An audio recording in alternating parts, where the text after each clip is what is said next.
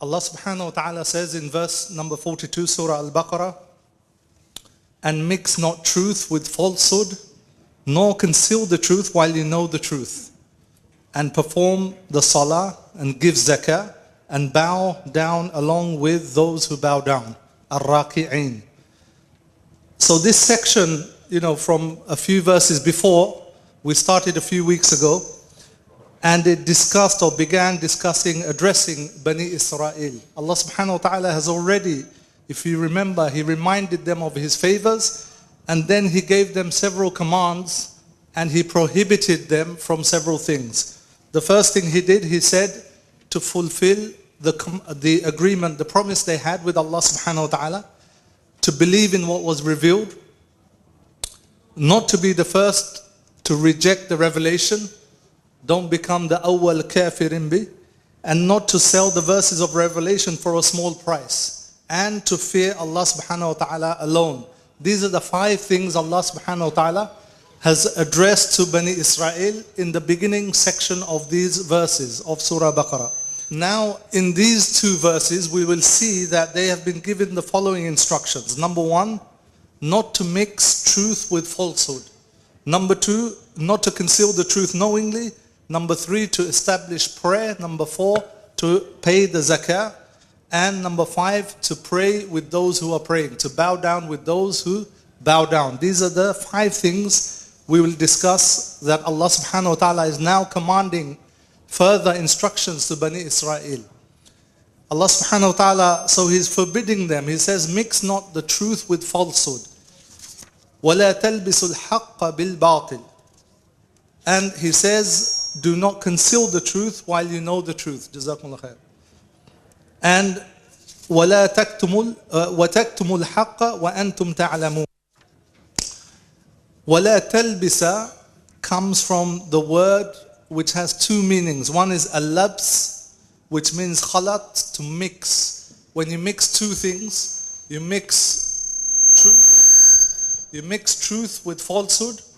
This is when you do al-labs, you mix 2 things in a way that it creates confusion. So the word Allah subhanahu wa ta'ala uses here, وَلَا تَلْبِسُوا الْحَقَّ بِالْبَاطِلِ. Talbis. The Arabic word comes from 2 meanings. The first one is al-labs, which means to mix 2 things in a way to create confusion. Right?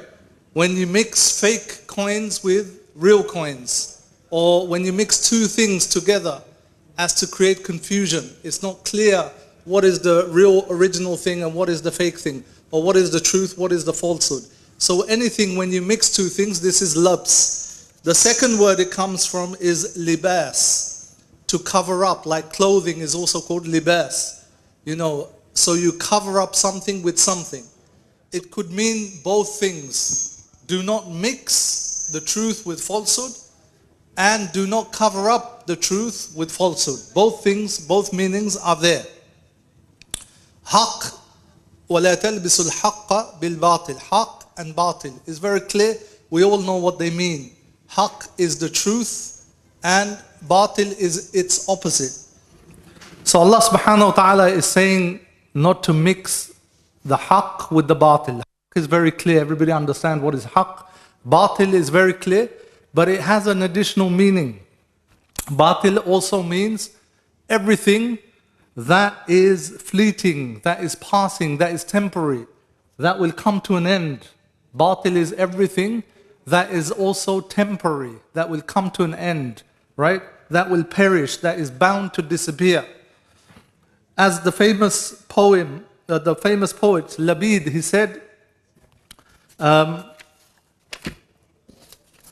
ألا كل شيء ما خلا الله باطل وكل نعيم لا محالة زائل. The poet Labid, about whom the Prophet ﷺ, he said, إن أصدق كلمة قالها الشاعر كلمة لبيد. The most truthful line of poetry any poet has ever uttered. The Prophet ﷺ said this. The most truthful line of poetry any poet has ever uttered is the phrase of Labid, أَلَا كُلُّ شَيْءٍ مَا خَلَى اللَّهَ بَاطِلُ. This is even the Prophet ﷺ said, this line of poetry is the most truthful line of poetry that any poet has ever uttered. And it means that everything except for Allah subhanahu wa ta'ala is batil. What does that mean? Does it mean it's all falsehood? No. Here it means it will perish. Everything except for Allah subhanahu wa ta'ala is temporary, is fading, it will perish, it is bound to disappear. So batil here means that thing which will perish, that thing which will end. And then the second line of poetry, وَكُلُّ نَعِيمٍ لَا مَحَالَةَ زَائِلُ. And this explains it, because he's saying that every blessing, every bounty, every good thing that you enjoy, لَا مَحَالَةَ زَائِلُ. It is inevitable, it is bound to end, it is bound to be coming to an end, it will perish for sure. So everything apart from Allah subhanahu wa ta'ala is in a state of disappearing, is in a state of fading, is in a state of coming to an end. Subhanallah. We need to, everything we have, every blessing that we enjoy, whether it's wealth, health, fame, position, money, cars and houses, our children, our spouses, our fathers and mothers, all of this that we have as bounties from Allah subhanahu wa ta'ala, all of it is bound to disappear. We need to stop and ask ourselves, how much are we investing in these things which are bound to disappear? How much is it we're wasting time and energy? Not wasting always. There's rights and responsibilities with regards to all these things. But above and over and beyond our needs, how much time are we wasting and investing and competing in the things that will disappear? Every na'im, in other words, everything of this dunya will disappear. Everything of this dunya is temporary. We all know this. But yet we still compete, we fight, we put someone down, we criticize, we take somebody's rights, we lie, we cheat, we deceive for the dunya. So we have to reflect on this, that everything is batil in the sense, not just falsehood, but everything is about to disappear and vanish. And this is Ibrahim alayhi salam. Inni la uhibbu al-afilin. That I do not like that which sets. When he said, when he was demonstrating to his people, maybe the sun or the moon or the stars, these are my Lord. But then when they set, when they disappear, he said, I do not love that which disappears. Meaning everything in this dunya will disappear. Why are we going to love and be attached and give our blood and sweat and sacrifice our entire lives for things that will disappear? It's really the wisdom of the believer.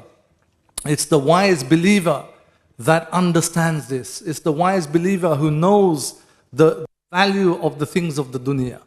It has its place. We make the dua, رَبَّنَا آتِنَا فِي الدُّنْيَا حَسَنًا. Give us hasana, good things of the dunya. وَفِي الْآخِرَةِ حَسَنًا. We make that dua of the dunya and the akhirah. But there is a priority, there is a difference of value. Those things related to the akhirah, those things that are permanent, those things that will last, this is where we should be investing our time, investing our efforts, investing our money, sacrificing, spending for those things that are eternal, those things we will find in the hereafter, and not competing and sacrificing and killing ourselves to earn a bit of those things which are batil, in the sense not falsehood, but in the sense that they will be za'il, they are disappearing, they are temporary, they are passing by, they are transient. So Allah subhanahu wa ta'ala is telling them, وَلَا تَلْبِسُوا الْحَقَّ بِالْبَاطِلِ. And in a way it's related too. Because whatever you mix truth with falsehood, what is the purpose you're mixing? If you're mixing in revelation, if Allah subhanahu wa ta'ala is talking to Bani Israel, what would they be mixing it for? It's for dunya. If somebody doesn't speak the truth with regards to revelation, usually it's for something of the dunya. It's something that's batil in either falsehood, or it's also something that will disappear. Even if it's pride, position, fame, money, whatever it is, it will disappear. So Allah subhanahu wa ta'ala is telling them, do not mix truth with falsehood. Meaning, whatever you have of revelation, already what is in your hands of revelation, speak the truth about it. Don't mix, don't change any of that revelation. Secondly, do not deny the prophethood of the Messenger sallallahu alaihi wasallam, because that is also described already in your revelation. It's there in your books. The description is there, and that's why certain tribes of Bani Israel came and settled in Yathrib, in Medina. So these are the things Allah subhanahu wa ta'ala is warning them not to do. Why would they mix falsehood with truth? Why would somebody do that? It is to hide the truth. Just like you mix, if you have coins or notes, you mix false notes with good notes. Why would you mix it? To hide it, so people can't detect it. So similarly here, that's why Allah subhanahu wa ta'ala continues and says, وَتَكْتُمُ الْحَقَّ وَأَنْتُمْ تَعْلَمُونَ. Allah subhanahu wa ta'ala says that, He forbids them from mixing the truth with falsehood, and also He repeats, وَتَكْتُمُ الْحَقَّ وَأَنْتُمْ تَعْلَمُونَ. And to hide the truth whilst you know. To hide the truth whilst you know. Why did He repeat this here? Because if somebody mixes the truth with falsehood, already they're hiding the truth. But Allah subhanahu wa ta'ala is repeating this to show this is why they would mix it. They would mix the truth with falsehood, or anybody who mixes truth with falsehood, the purpose is to hide the truth. And Allah subhanahu wa ta'ala mentions وَأَنْتُمْ تَعْلَمُونَ, meaning the worst thing to do is not only to mix the truth and not only to hide the truth, but to do it while you know. Knowingly to hide the truth, this is much worse. This is a big sin. This is a big crime. This is an enormity in the sight of Allah subhanahu wa ta'ala. So Allah subhanahu wa ta'ala mentions this. وَتَكْتُمُ الْحَقَّ وَأَنْتُمْ تَعْلَمُونَ. Hiding the truth whilst you know. Meaning highlighting the fact that they know what they're doing. They knowingly are hiding the truth. So Allah subhanahu wa ta'ala is warning against this. Then Allah subhanahu wa ta'ala says, وَأَقِيمُوا الصَّلَاةَ وَآتُوا الزَّكَاةَ. Before we go on to that, just the last thing on mixing the truth with falsehood. Is it just the people of the book that the Quran is talking about? Is it just they mixed certain parts of the revelation? We have in our history, we have people who have fabricated hadith. Isn't hadith or the sunnah of the Prophet ﷺ, it's also part and parcel of revelation, because it explains the Quran. And it's also wahi, غير المطلوع. The only difference is revelation which is not recited. But we have people in our history who fabricated hadith for whatever gain, whatever. Sometimes they had a good intention, but it's the wrong method. Sometimes they had a bad, evil intention, and they fabricated hadith. They made up hadith. So we have that in our tradition. We have people who claim they're scholars, also lying about the Quran. Sects developed, different groups developed, who said in the Quran, this is what it means in the Quran, when it's clearly not the meaning. Or some sects, they said, the Quran we have today is not complete, there's parts missing. Or others, today we see a whole industry. We see a whole industry developed out of anti-extremism, or developed out of right-wing kind of Islamophobic narrative. And they're willing to recruit Muslim researchers and academics or activists or so-called scholars to promote that narrative or to promote certain agendas. And oftentimes you will see these people having to mix truth with falsehood. They will have to say, oh no, this doesn't mean this in the Quran. It means this. Or, oh no, this is abolished now. We no longer believe in this part of Islam. Or Islam needs to be changed. It needs reformation. It needs to be changed. And of course, Islam always is in need of revival. But to change things which are fixed in Sharia is not allowed, of course. This is also a part of mixing truth with falsehood. It's not just about Bani Israel or Ahl al-Kitab who are doing this. It's also addressed to the Muslims. And this is very clearly happening today. So as Muslims, we have to be aware of that. Where is this happening? Which parts of our deen is it happening to? But the problem is, how will we know it's happening if we can't distinguish between truth and falsehood? If we don't know which parts of the Quran or which parts of Sharia are eternal and fixed, and which parts of Sharia are open to interpretation and open to more than one opinion, or even open to change according to time and place. If we don't know these things, how will we detect when somebody is mixing truth with falsehood? We won't know. And this is how many people are misguided. I see people writing on social media, particularly one person, just denying the authority of Sunnah. Any question that comes up, he will say, what does the Quran say about X issue? Like say the Udhiyya, Eid al-Adha. What does the Quran say about sacrificing on Eid al-Adha? Oh, you know, this is wasteful. Islam didn't want people to sacrifice millions of cows and sheep and camels. It's a waste of money. It's a waste of animal, it's a waste of meat, it has a bad impact on our environment, etc., etc. They never refer to the Sunnah. Same with other questions that comes, only to the Quran. They deny the Sunnah, they deny the Hadith. They say the Hadith is mainly weak, it's either fabricated or questionable. So this kind of mixing falsehood, when the Quran itself tells us, commands us to follow the Messenger sallallahu alaihi wasallam. When the Quran commands the Messenger sallallahu alaihi wasallam to explain to the people what has been revealed.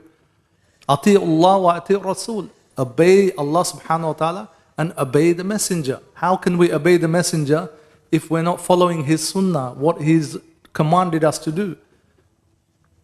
So we have to be aware in today's time and age where spokespeople for Islam, for Sharia, for Islamic knowledge are widespread. Everybody has a platform. It's free. Everyone can become a social media mufti or a social media sheikh. It's open. Everybody speaks their mind, which is fine. Democratization of voices, which is fine. But if people are not qualified, or if people are deliberately mixing truth with falsehood, how are we going to know? So the first thing we have to do is to know our deen, is to learn the basics of Sharia, is to learn the basics of Quran, of Sunnah. What parts of Sunnah do we take? How do we distinguish what is authoritative, what is weak, what is strong in Hadith, what is fabricated? How would we know? These are basic things. Which parts of Sharia are eternal, are fixed? Which parts can be changed? Which parts there are more than one opinion? How do we interpret these things? These are very important things for general Muslims to know. I'm not talking about becoming alim, I'm talking about becoming a basic literate Muslim within the fundamentals of the deen and the fundamental sources of the deen as in the Quran and the Sunnah, and how this system works. This is very important because there are a lot of people out there who are promoting certain understanding of Islam, which is actually mixing truth with falsehood. So this is one thing. Then Allah subhanahu wa ta'ala says, وَأَقِيمُوا الصَّلَاةَ وَآتُوا الزَّكَاةَ وَارْكَعُوا مَعَ الرَّاكِعِينَ. And perform salah, establish salah, and give zakah, and bow down along with those who bow. So Allah subhanahu wa ta'ala in a way is now telling them, Bani Israel, to pray, perform the prayer behind the Prophet sallallahu alaihi wasallam. And he's telling them to pay the zakat, because in those days they paid the zakat to the Prophet sallallahu alaihi wasallam, who would then distribute it to those people who are in need or who are eligible to receive zakat. So the command here is to pray with the Prophet sallallahu alaihi wasallam, behind the Prophet sallallahu alaihi wasallam, and very explicitly, وَارْكَعُوا مَعَ الرَّاكِعِينَ. Do ruku, meaning ruku is a part of salah, so meaning do salah with those who do salah. Pray with those who are praying, or pray with those who do ruku, meaning the Muslims. pray with them. And notice how Allah subhanahu wa ta'ala is approaching this. First of all, Allah subhanahu wa ta'ala in the previous verses, He commanded them with the pillars of faith. Believe in what has been revealed, meaning believe in the books. Then believe in this messenger, because whatever has been revealed to this messenger. So believe in the prophets, all of the prophets. Then to keep the covenant with Allah subhanahu wa ta'ala. So first Allah subhanahu wa ta'ala approached them with the pillars of Iman, with the pillars of faith. Now He's coming to the pillars of practice, as-salah and zakah. And as we know, both of these things are mentioned over 70 times in the Quran, usually and often together. So notice how Allah subhanahu wa ta'ala is not separating them completely. He's simply saying you just have to be truthful to your covenant. Allah is saying, me and you, we already have an agreement. We have an agreement. I gave you an agreement, a covenant, a promise, that if you keep with this promise, I will reward you. We already have this promise. Allah subhanahu wa ta'ala is telling Bani Israel, He's treating them as part of the believers in one sense, that there is already a book with them, they have the revelation, they believe in the previous prophets, most of them, and they believe in their book. So He's treating them almost like believers, as in, you just have to adjust one or two things. You have to add what you have, just add a few things and join with these believers. So He's simply approaching in that language. He's not saying here, aqimus salah ma'al muslimin, go and establish prayer with the Muslimin or become Muslimin. He's not approaching it in that language, although that is what He's saying, but it's the style of approaching, that you are already believers in Allah, you believe in revelation, take that 1-2 step further, believe in the latest revelation, believe in the latest messenger, and pray with them and pay the zakah. Now here Allah subhanahu wa ta'ala says, وَأَقِيمُوا الصَّلَاةِ إِقَامَةُ الصَّلَاةِ أَدَاؤُهَا بِأَرْكَانِهَا وَسُنَنِهَا وَهَيْئَاتِهَا فِي أَوْقَاتِهَا. So إِقَامَةُ الصَّلَاةِ وَأَقِيمُوا الصَّلَاةِ, Allah subhanahu wa ta'ala always says this most of the times. He says أَقِيمُوا الصَّلَاةِ, not just pray the prayer, but أَقِيمُوا الصَّلَاةِ. What does this mean? إِقَامَةُ الصَّلَاةِ, to establish the prayer. What does it mean? It means to establish it, perform it, pray it, fulfilling all of its pillars, all of its obligatory things, all of its sunnahs, and to do it in the form that has been shown to us by the Prophet ﷺ. So in other words, to do it perfectly, to do it properly, to do it the way the Prophet ﷺ has taught us, with its fard and the sunnahs, and to do it in the right time, in its waqt. Culturally, there is this belief amongst some people, if they're working or doing something, there is this belief that as long as I go home and do all my salah, I missed Dhuhr, Asr, maybe Maghrib in winter, but alhamdulillah, I go home and I do all my salah. No, where did you get this from? That's qada, is when you miss a salah without any, you had no choice. You absolutely had no choice. But to purposefully miss all your day salah and then go home and do it in the evening regularly, this is completely wrong. This is not the understanding. So iqamatul salah is to establish it properly, to pray as the Prophet ﷺ taught us to pray. And it's not just the rules, it's not how you stand and what you recite. Because yes, we have the book of the prayer, description of the prayer of the Prophet ﷺ, but it only deals with fiqh. Fiqh is one aspect, the rules and regulation of the salah. Many of these rule regulation, if you ask the Sahaba, which one is fard, which one is sunnah, they wouldn't know. Because they didn't distinguish. When the Prophet ﷺ prayed in a certain way, they prayed fully, all of it. Whatever they saw, they did it. They didn't divide up the prayer into this part is fard, this is wajib, this is mustahab, this is sunnah, this is nafl. They didn't divide it in that way, the actual act of salah. So the fiqh will tell you these things, how to do it, yes, but that is the form. But Allah subhanahu wa ta'ala says, أقم الصلاة لذكري, establish prayer for my remembrance. And he says, قد أفلح المؤمنون الذين هم في صلاتهم خاشعون. That those who are, indeed those who are successful, the believers who in their salah are khashi'un, who are, humble out of fear, focused on Allah subhanahu wa ta'ala. So the inner dimension of salah, as Imam Ghazali calls it, the inner dimension of worship, the inner dimension of salah is just as important as the outer dimension.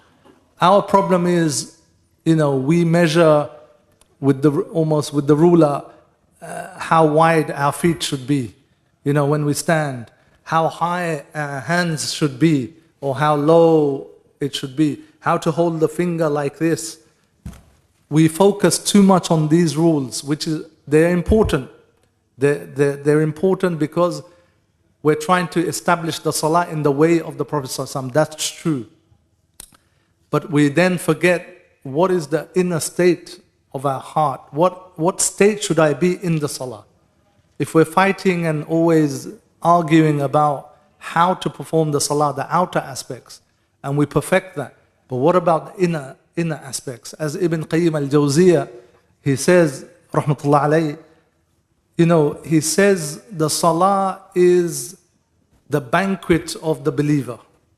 If you're hungry and you're starving, and somebody invites you to this big party, it's full of food, every type of food you can imagine, every type of food and drink there, all for you halal. He said this is how salah is for the believer. The believer is hungry not physically, the believer is hungry in terms of his soul, in terms of the ruh and the qalb. And the salah is the banquet, this huge party for the believer, for the starving heart, for the starving ruh. And he said, in the salah, you have every type of food that will nourish the ruh, the soul. Every need you have of spirituality, of connection to Allah subhanahu wa ta'ala, of fearing Allah subhanahu wa ta'ala, of connection to the akhirah, of imagining the akhirah, of being in a state of munajah, of secret, close personal communication with Allah subhanahu wa ta'ala, of your desire of being in the presence of Allah subhanahu wa ta'ala. All of this is in the salah, in every single act, but we don't reflect. We don't reflect on the meaning of, takbir. When we say Allahu Akbar, this takbir tahrima, we don't reflect. Why are we saying this? What does it mean? We don't reflect on the ruku'. What does it mean? I'm making ruku'. What does it mean? What does it symbolize? Why am I making ruku'? The sujood, my head on the ground. What is the meaning and significance of this? The words I'm reciting in the salah, the surahs I'm reciting, the Quran. What is the meaning of the words and the surahs that I'm reciting? We don't know. Most of us don't know. So therefore we miss so much of this banquet. He said, if you miss this banquet, it's like you're starving for many days. Somebody invites you for the banquet, and you go there and you just have one rice. And that's it. You say you're full. Because we're not taking from the nourishment of the salah. We're not understanding how to take from the nourishment of the salah. He said it's like the gardens of the righteous. This is the salah. And we know so many virtues of salah. We don't have time to go into them, but very quickly, salah is the chief ibadah. There's nothing better to please Allah subhanahu wa ta'ala than with salah. It's the first thing that you and I will be asked about on the Day of Judgment. It distinguishes between iman and kufr. Again, our community today, we have forgotten this. We think it's fine. People who don't pray for many years, on purpose, without excuse, people don't look down on them anymore. It's natural, it's normal, it's accepted. People are praying, people are in an invitation in somebody's house, Maghrib time, only the elders are praying. The teenagers or the youth, some of them may pray, but most of them not praying. It's accepted, it's no problem. But at the time of the Sahaba, at the time of the Prophet ﷺ, it was a matter of Iman and Kufr. Somebody not praying on purpose, missing a Salah, unthinkable. The Sahaba, they couldn't imagine somebody not praying on purpose. Even the munafiqun, even the hypocrites had to come and show up for Salah. Even the hypocrites. So unfortunately, many of our community today are not even as good as the hypocrites of Medina in the time of the Prophet ﷺ when it comes to Salah. Because at least the hypocrites, they were praying. Whether it's accepted or what intention they had, forget that. I'm talking about showing up for Salah. Many of our community are not bothered about Salah. But yet at the time of the Prophet ﷺ, this was a matter of Iman and Kufr. The Prophet ﷺ said, that which distinguishes between Iman and Kufr is as-Salah. Most of the Imams, they said that whoever intentionally leaves Salah without any excuse, in a rebellious way, without any excuse, this is Kufr. How they should be dealt with, they differed. But they are agreed upon. If somebody purposefully, intentionally leaves the Salah, most of the Imams say this is Kufr. This is a big pillar of Islam. It cleanses the sins, the 5-day prayers. It cleanses, like the Prophet ﷺ said, if somebody lived near a river and he was to bathe in it 5 times a day, would he have any dirt left on him? No. Same with the Salah. You pray 5 times a day, all your sins, inshallah, are cleansed. It is the secret communion, munajah, between us and Allah subhanahu wa ta'ala. This in the Salah, Allah subhanahu wa ta'ala says in the Hadith Qudsi, where Prophet ﷺ relates to us, that Allah subhanahu wa ta'ala said, I have divided the Salah into 2 between my slave and me, regarding Surah Al-Fatiha. Everybody recites Surah Al-Fatiha. When you recite Surah Al-Fatiha and you say, Alhamdulillahi Rabbil Alamin, Allah subhanahu wa ta'ala is responding to you. Every verse there is a response. You are communicating with Allah subhanahu wa ta'ala. As soon as you say takbir, you enter into the presence of Allah subhanahu wa ta'ala. You are standing in front of Allah subhanahu wa ta'ala. It's the most beloved act of the Prophet sallallahu alaihi wasallam, and he spent a good portion of most of his nights in salah. And Allah subhanahu wa ta'ala commands us, وَاسْتَعِينُوا بِالصَّبْرِ وَالصَّلَاةِ. If you want the help of Allah subhanahu wa ta'ala, whether in your personal life, whether as a family, as a community, as an ummah, there is no isti'ana, there is no aid and support and victory without salah. وَاسْتَعِينُوا بِالصَّبْرِ وَالصَّلَاةِ. 2 things is needed if you want the help of Allah subhanahu wa ta'ala. As-sabr and salah. These are the 2 things. Without this, there is no help from Allah subhanahu wa ta'ala. So this is just a few things on salah, and Allah subhanahu wa ta'ala is telling Bani Israel, وَأَقِيمُوا الصَّلَاةِ. And really, as I mentioned, this is something that people who are praying, I know all of you here, alhamdulillah, pray. But it's our duty, everybody here, to convey this to others, to revive the pillar of salah. Before we can revive the whole deen and bring back the glory days and, become on the ascendancy again as an ummah, before all these dreams, the first thing is that we have to establish the salah, as Umar radiallahu an. And they said, yuqimuna salah means yudimun. Yani wa aqamahu ay adamahu. It's to be consistent. To establish the salah means to do it regularly, not one day you do it and 5 days you don't. No, it's to be regular. Establish it. Make it your habit. Salah should be part of the believer's life. And as Umar radiallahu an, he said, مَنْ حَفِظَهَا وَحَافَظَ عَلَيْهَا حَفِظَ دِينَهُ. Whoever guards his salah, protects his salah, means he's regular on his salah, he has indeed protected and guarded his deen. And whoever doesn't do this, then he will be negligent about everything else. if he's negligent about salah, if a person doesn't pray knowingly, knows the importance of salah, knows the obligation of salah, has been taught it, and doesn't pray, then he's negligent about such a big thing. Everything else besides salah, he'll be even more negligent about.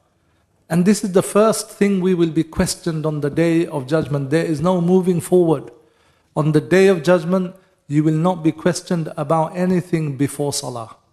There is no moving forward without answering, how was your salah? Did you pray all your fard? Were they all accepted? Were they on time? Did you have the purification? Did you do it? Did you perform it in the right way? Then if there's deficiencies, then inshallah it'll be made up with the extra salahs, the nafal or the sunnah salahs that someone may have performed. But this is the main part, and it's related in a narration that whoever passes this question, then the rest of his question will be easy. And whoever is stuck on this, then the rest of his questioning will be difficult. So this is salah. This is a pillar we have to re-establish in our communities. If you look around, we are missing this pillar of Islam. And the vast majority of people are not praying 5 times a day. They are not praying regularly. So this is something that every single one here, you and I have a duty to establish it first within ourselves, and then within our families, then within our communities, our relatives, our friends, etc., etc. It's very important. The second one, Allah subhanahu wa ta'ala said that they should do is وَأَقِيمُوا الصَّلَاةَ وَآتُوا الزَّكَاةَ, to pay the zakah, right? To pay the zakah. Zakah comes from a word, has 3 meanings, 3 related similar meanings. One, it means growth and increase. Zakah means growth and increase. الزكاة مأخوذة من زكاة الشيء إذا نما وزاد. That is taken from a word which means that increase and growth. When something increases, something grows, this is zakah. So the one who pays zakah, but he's decreasing, he's taking from his wealth is decreasing. So how does it grow? They said because of the barakah that he will receive in his wealth by paying zakah, and he will grow in his reward. His reward is increased. His reward is increased. And also the Prophet ﷺ said that sadaqah does not decrease wealth. Secondly, the meaning of zakah is athana al-jamil.